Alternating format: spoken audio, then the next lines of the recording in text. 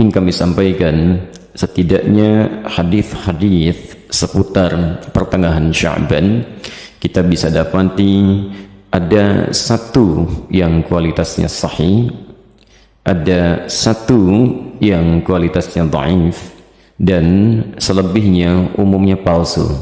Saya ambil contoh yang palsu misalnya di kitab Ibnu Majah jilid pertama halaman 421, atau di Sunan Al-Baihaqi Syu'abul Iman jilid ketiga halaman 387, atau kalau Anda memiliki kitab Silsilah Al-Ahadits Ad-Dha'ifah karya Syekh Muhammad Nasiruddin Al-Albani, Anda bisa temukan di nomor hadis 2132. Baik, riwayat ini disampaikan oleh seorang bernama Ibnu Abi Sarba. Beliau mengatakan menerima dari Ibrahim bin Muhammad, beliau menerima dari Muawiyah bin Abdullah bin Ja'far, disampaikan dan disandarkan pada sahabat Ali bin Abi Thalib. Alhamdulillah. Hadisnya barangkali sangat populer, pernah Anda dengar.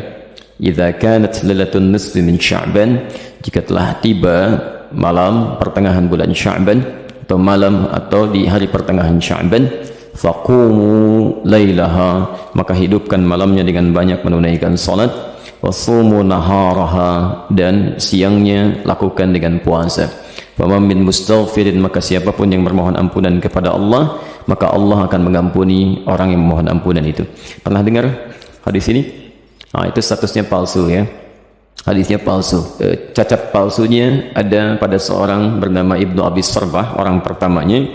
Ini dinilai oleh para ulama hadis sebagai orang yang sering memalsukan hadis.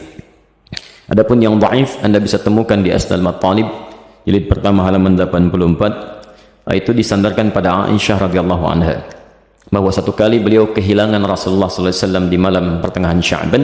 Faqadtu Rasulullah sallallahu alaihi wasallam, dan itu bagian Rasulullah menginap di rumah beliau.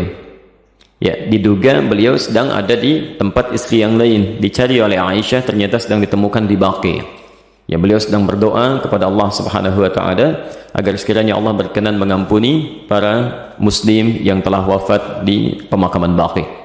Ya, maka Rasulullah menyampaikan, katakanlah Aisyah, hari ini Allah mengamati kepada manusia dan mengampuni orang-orang memohonkan ampunan. Ini statusnya dhaif, tapi juga disahihkan oleh Syekh Muhammad Nasiruddin Al-Albani. Yang sahih itu riwayat Abu Musa Al-Ash'ari. Anda bisa temukan di Silsilah Al-Hadits As-Sahihah, alhamdulillah, karangan Syekh Muhammad Nasiruddin Al-Albani, nomor hadis 1144.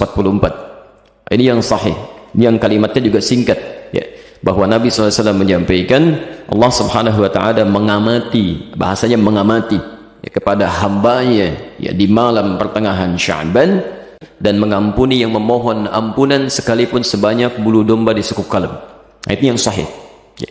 Ini sebetulnya semakna dengan hadis-hadis qudsi yang disampaikan orang pertamanya 31 orang sahabat senior, dan itu biasa keutamaan-keutamaan malam. Misal yanzilu rabbuna tabaraka wa ta'ala, Allah kemudian yang menghamparkan rahmatnya ke langit dunia kepada hambanya setiap sepertiga malam. Itu tiap hari itu ya, sepertiga malam ya. Maka Allah kemudian berfirman, faqala ya ibadi, hambaku, siapa yang memohon kepadaku aku akan berikan, siapa yang meminta aku akan kabulkan, faman istaghfara liya, dan siapa mohon ampunan faghafartu lahu, aku ampuni dia. Itu tiap hari, tiap hari. Jadi kalau Anda nggak minta itu rugi, dan hadisnya qudsi ya.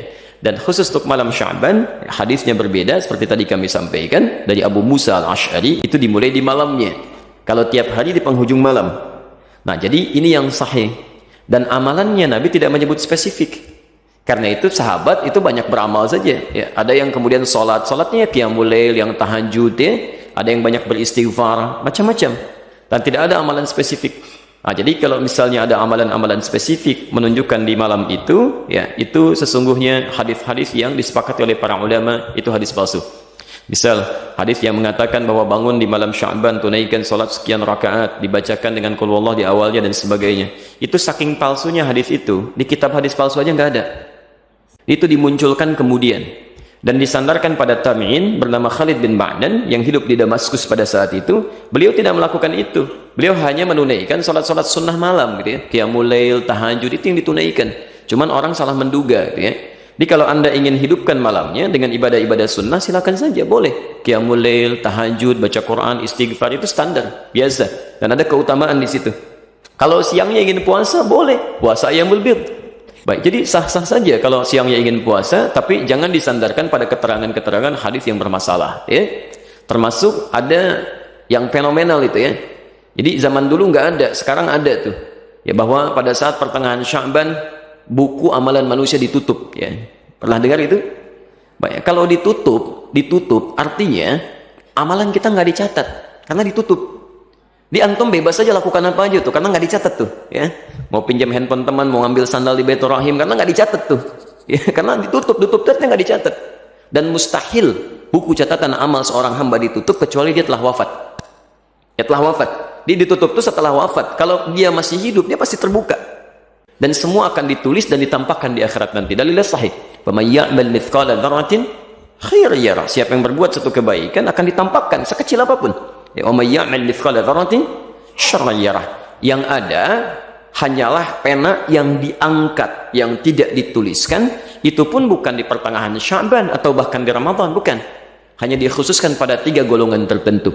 Rafi'al qalam an thalathin, kan? Atau an thalatha. Diangkat pena, tidak dituliskan hisabnya dari 3 golongan. Anis sabiyya hatta yahtalima, dari anak kecil sampai dia balik. Jadi kalau anak kecil tidak sholat, dia nggak dihisab oleh Allah sebelum dia balik.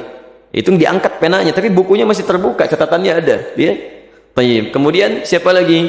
Wa anil majnuni hatta yasiqa. Di orang yang terganggu ya, kesadarannya, baik sampai dia sadar kembali. Yang disebut tidak waras dan sebagainya gitu ya. Nah itu tidak dihisab. Dan yang terakhir, anin naimi hatta yastaiqidha. Ya, dari orang yang tidur sampai dia bangun. Jadi kalau misalnya ada di antara antum, ya tertidur, kemudian subuh lewat sampai jam 10 itu belum dihisab tuh. Nah, saat bangunnya di situ dia tempat sholatnya. Ya, tapi bukunya tetap terbuka, nggak ditutup ya. Kalau ditutup artinya sudah meninggal dunia, sudah selesai. Baik. Dan tidak ada kerjaan malaikat nutupin buku, dibuka lagi tuh ya. Tolong tanyakan kapan ditutupnya, kapan dibukanya tuh. Oke. Jadi itu diantara amalan-amalan yang barangkali penting untuk disampaikan. Jadi tidak sepenuhnya keliru juga beramal di pertengahan Sya'ban, tapi juga tidak sewajarnya jika kita melakukan amalan yang tidak pernah ada dalilnya, ya sekaligus juga tidak ada ketentuan dan contohnya, itu barangkali yang coba kita hindari. Kalau beramalnya silahkan, karena tuntunan umumnya ada, hadisnya dan sebagainya. Tapi amalan-amalan sunnah yang memang pernah diajarkan dan dicontohkan untuk dilakukan. Saya kira jelas ya.